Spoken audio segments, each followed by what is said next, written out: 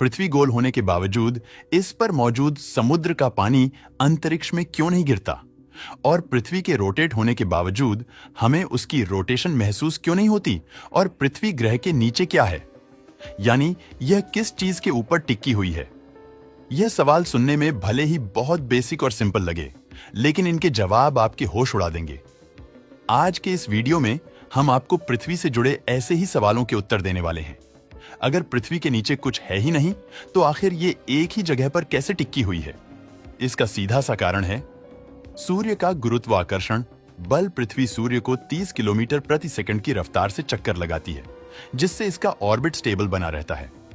हम सूर्य के गुरुत्वाकर्षण बल को देख तो नहीं सकते, लेकिन उसे डिटेक्ट जरूर कर सकते हैं। सौरमंडल में मौजूद हर ऑब्जेक्ट इसी गुरुत्वाकर्षण बल की वजह से अपनी जगह पर टिका हुआ है।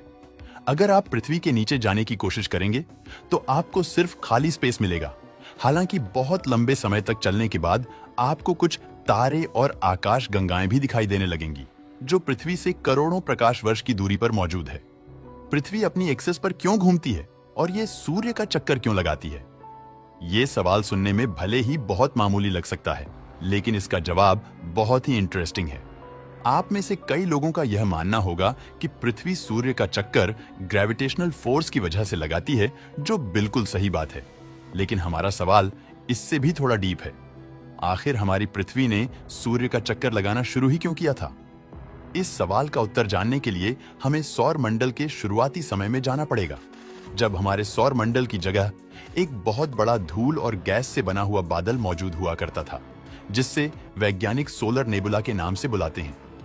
इस सोलर नेबुला के केंद्र में कुछ गतिविधियां हो रही थी, जो आगे चलकर हमारे सूर्य के निर्माण का कारण बनने वाली थी।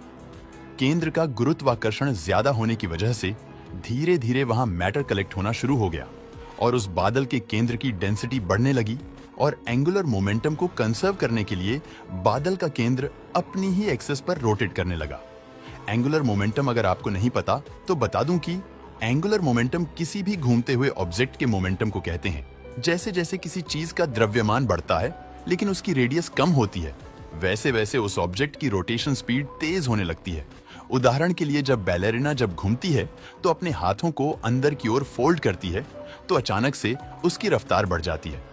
वहीं जब अपने हाथों को थोड़ा सा बाहर निकालती है तो उसकी रोटेशनल स्पीड कम होने लगती है। इसी चीज को एंगुलर मोमेंटम कहा जाता है। सोलर नेबुला के केंद्र में मैटर इकट्ठा होने की वजह से उसका भी द्रव्यमान बढ़ता जा रहा था। एक समय ऐसा आया जब उसके केंद्र ने रोटेट करना शुरू कर दिया, जिसके परिणाम स्वरूप पूरा बादल ही रोटेट होने लगा, और सोलर नेबुला का केंद्र हमारे सूर्य में कन्वर्ट हो गया, और उसके आसपास मौजूद बादल एक प्लैनेटरी डिस्क बन गया, और हमारे ग्रहों का निर्माण होता है। सूर्य के बनने के कुछ ही लाख सालों बाद हमारी पृथ्वी का निर्माण भी शुरू हो गया। अब क्योंकि इसका निर्माण घूमती हुई प्लैनेटरी डिस्क से हुआ था, इसलिए यह भी सूर्य का चक्कर लगाने लगी। लेकिन क्या आपने कभी यह सोचा है कि आखिर में यह मोशन फील क्यों नहीं होता? पृथ्वी 30 किलोमीटर प्रति सेकंड की रफ्तार से अंतरिक्ष में आगे बढ़ रही है, लेकिन इतनी तेज मूव करने के बावजूद हमें इसकी गति का जरा सा भी अंदाजा नहीं लग पाता। आखिर ऐसा क्यों है? इसका जवाब बहुत ही सिंपल है। हम पृथ्वी के रोटेशन को इसलिए नोटिस नहीं कर पाते क्योंकि यह कांस्टेंट है। आइए इसको एक उदाहरण के जरिए समझते हैं। मान लीजिए आप एक बस में बैठे हैं जो एक बहुत ही स्मूथ रोड पर चल रही है। उस बस की खिड़कियां पर्दों से बंद है, और अगर आपको इस बात की जानकारी ना दी जाए कि वह बस चल रही है, तो आप कभी यह पता नहीं लगा पाएंगे कि आप एक मूविंग बस में हैं। लेकिन क्या हो अगर उस बस की गति को धीमा करने के लिए ब्रेक अप्लाई की जाए या तेज करने के लिए एक्सीलेटर दबाया जाए? ऐसे में आपको छोटे मोटे झटके महसूस होंगे, जिससे आपको यह पता चल जाएगा कि आप एक बस के अंदर हैं। इस पूरी बात का सीधा सा मतलब यह है कि जब कोई चीज लगातार गति पर चल रही होती है, तो उसके मोशन का पता लगा पाना ऑलमोस्ट इम्पॉसिबल हो जाता है। कुछ ऐसा ही हमारी पृथ्वी के साथ भी है। पृथ्वी एक कांस्टेंट स्पीड पर सूर्य का चक्कर लगाती है, जिस वजह से हमें उसके रोटेशन के बारे में पता नहीं चल पाता। हमारी पृथ्वी गोल है, तो उसके निचले हिस्से में मौजूद पानी अंतरिक्ष में क्यों नहीं गिरता? इस सवाल का सीधा सा जवाब है गुरुत्वाकर्षण एस्केप वेलोसिटी।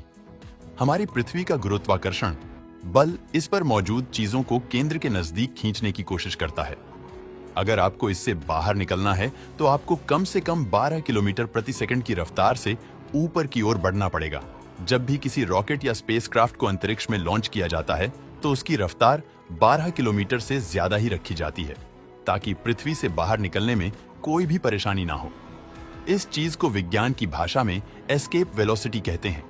पृथ्वी पर मौजूद समुद्र इसकी सतह से चिपके हुए हैं, जिस वजह से इन पर बहुत भारी मात्रा में गुरुत्वाकर्षण बल अप्लाई होता है।